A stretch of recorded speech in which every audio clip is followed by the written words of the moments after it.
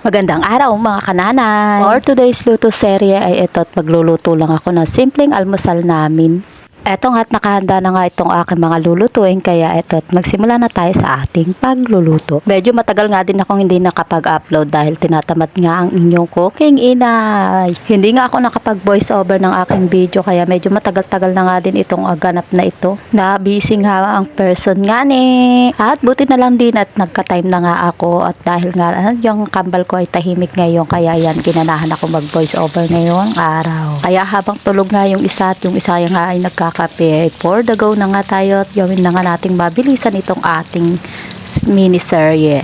At for the correction nga ako, hindi nagkakape yung kambal, kundi naggagatas. Nakasanayan ko lang nagkakape kasi nga ako kay coffee lover din. Charis.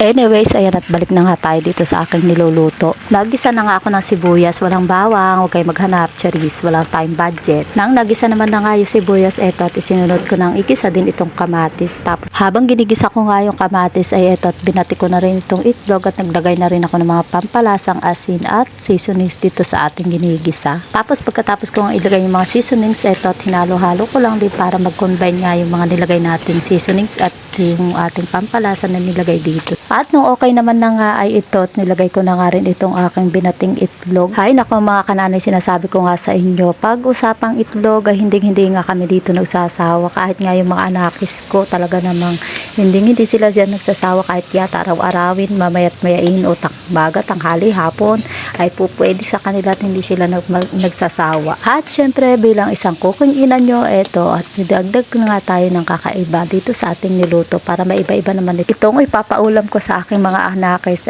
simple man sa inyong paningin ay nako, tsak, napakasarap din.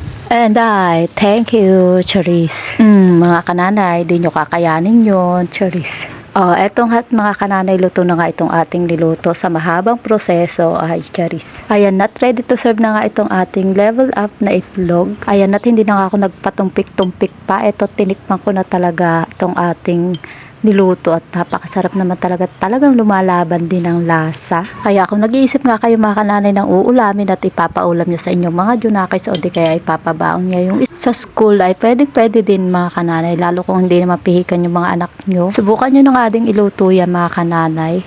At anyway, ayan, nung matapos nga kaming makakain ng almusal, eto naman ang inasikaso ko itong mga notebook na mga tira-tira ng mga anak ko at aasikasuhin ko nga at i-refer ko para magamit pa nga nila ngayong school year. Natira nga nila mga notebook yan dati nung nakaraang school year kaya ayan at gagawin natin. Ayan at hindi nga halatang matagal na nga itong video na ito, hindi lang na i-edit at nakakapag voice over. At balik nga tayo dito sa aking ginagawa. Taon-taon nga yan mga kananay na ginagawa ko. Nagre-refer talaga ako ng mga notebook kasi siya pa naman yung natitipid ko at malaking bawas na rin sa intindihin at gastusin. Kasi isipin nyo na lang yung ibibili ko nga ng notebook ay pwede ko na maibili pa ng iba pa.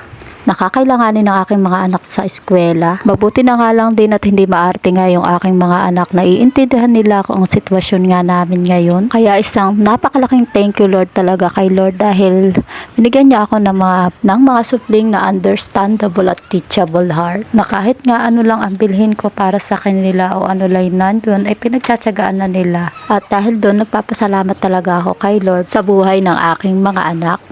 At ayan na nga mga kananay, sa mga notebook nga na nagawa ko, eto at nakalima nga ako. O diba't laking tipid naman talaga. At kung bibilhin mo nga yan ay magkano nga rin ang tatakbuhin yan. Lalo nga at mga big notebook pa naman itong mga gamit nila.